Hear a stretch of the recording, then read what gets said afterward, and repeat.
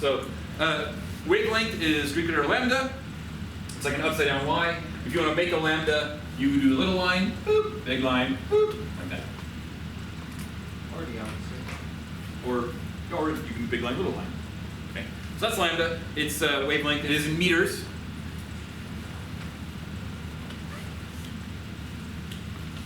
The period is the time it takes for one wave to happen. Time it takes for one wave to happen. So if this is a graph of wave energy versus time, then you'll have period. So if I say, all right, I'm going to make this graph wave energy versus time, then this becomes period.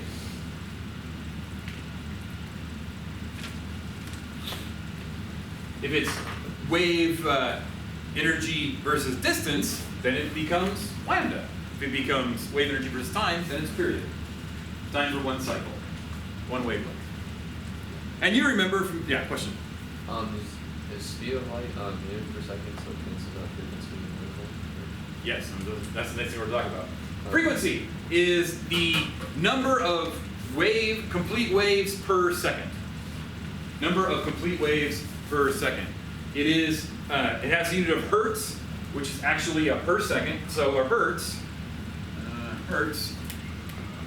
is a second to the -1, and sometimes you see it as 1/seconds. These are all the same thing. A hertz is a per second, which is second to the -1, 1/seconds, all the same thing. Which now allows us to talk about wave speed. So you know from way back when that velocity is distance divided by time. Make sense? And velocity is meters per second, distance is meters, and time is seconds. Sorry, per second. Cool? Does that make sense? Remember this from everything we've done for the last 6 months? So we can basically take this relationship and say, all right, if we're talking about wave speed, which is going to be meters per second, then we can multiply frequency, lambda, which is meters, and we can multiply that by frequency, which is 1/seconds. Or we can take wave speed, and we can say that's lambda divided by period. Meters per second, meters divided by seconds. So these are our wave speed equations. Lambda times frequency gets you velocity, wave speed. Lambda divided by period also gets you wave speed. And lastly, amplitude. Amplitude is the distance from the equilibrium point to a crest, or the distance from the equilibrium point to a trough.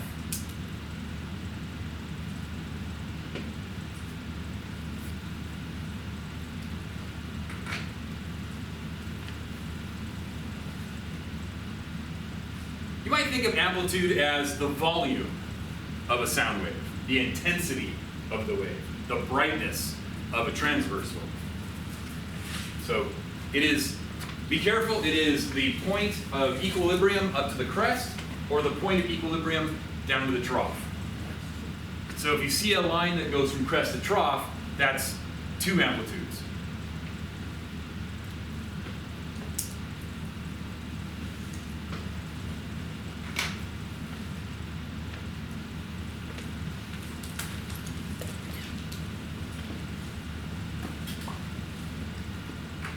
How are we doing so far? This stuff makes sense to you, give me a thumbs up. You want to talk about it some more, wave your hand around. Okay. You want to take a picture? Need more time, or you did take a picture? Okay, so again. Rachel, do you have Google Classroom? Did you put the code? I just have it, I guess. Okay, yeah, get Google Classroom so you can, I'll if you remind me, I'll put this up on Google Classroom so you can just copy it again at your own pace. All right, so any questions? Okay, wavelength, meters, period, seconds, frequency per second, amplitude. Now, amplitude is sometimes just full-on wave energy. joules. Sometimes it's other things, like a watt per meter. All right, so this is the question I have for you. You have 3 standing waves. Again, a standing wave is like I showed you, where the wave energy goes down and up and down and up and down and up and down and up. You have, or over and over and over. You're going to make horizontal standing waves in lab later on. You have 3 waves here, and they're anchored on either side at a meter. See what's going on? The question I have for Aiden is this. Which one has the greatest amplitude? Is it A. Yeah, A has the biggest amplitude. Which should make sense because the distance from the equilibrium point to the crest or the equilibrium point to the trough looks like A is the biggest. Which one has a wavelength of 2 meters? Anyone can answer this. Why don't you chat with your neighbor? Which one has a wavelength of 2 meters? So chat with your neighbor, figure out what it is. Take a couple seconds.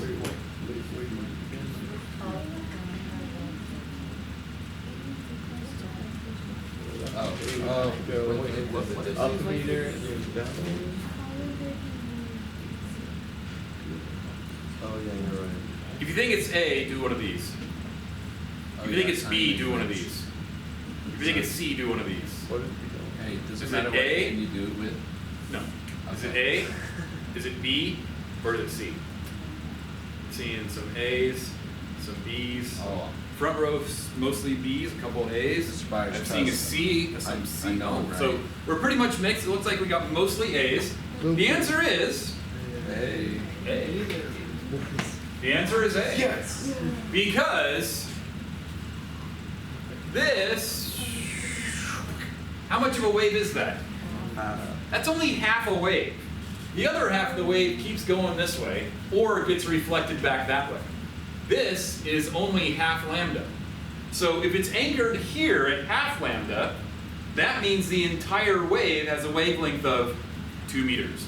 What you're seeing here is half a wave. Now here in B, the entire wave is contained in the 1 meter. This one has a lambda that's 1 meter. And with C, you've got 1.5 waves in 1 meter, so lambda is probably 0.66 meters. Make sense? So a wave has a crest and a trough. Which wave has the greatest frequency? C. C. There's lots of bouncing going on. So. Yes. All right. So let's throw some formulas at you. You guys have already seen, well, all of these actually. There you go. There's your speed formulas. There's your frequency and period. Anything change? All right. So last thing, one of the coolest formulas. I really dig it. And that is how waves travel through tension on a string. Wave tension matters. If I wonder if I could do this. I wonder. So if I took my wavy device here and plugged it in, I got a standing wave going. Yeah, there's my standing wave. If I pull on this, I wonder if I can kill the wave. Yep, sure can. So if I remove a little bit of tension, the wave goes away. If I add more tension, the wave goes away. By pulling, basically the tension in the string is just the weight of the motor and the battery. If I add more tension, I kill the string. Well, was the string even alive? Well, okay. I kill the wave in the string. By increasing the tension, I can reduce the wave. Or I can take one that doesn't work and make it work. So the speed of a wave through a string is a function of tension. It's also a function of how much matter the wave energy has to move. And this is the formula. Wave speed on a string is radical tension over mu. Mu is linear density. Whoa, linear density. Not like volume density. Linear density is mass over distance, not mass over volume. And this is where we're going to end today.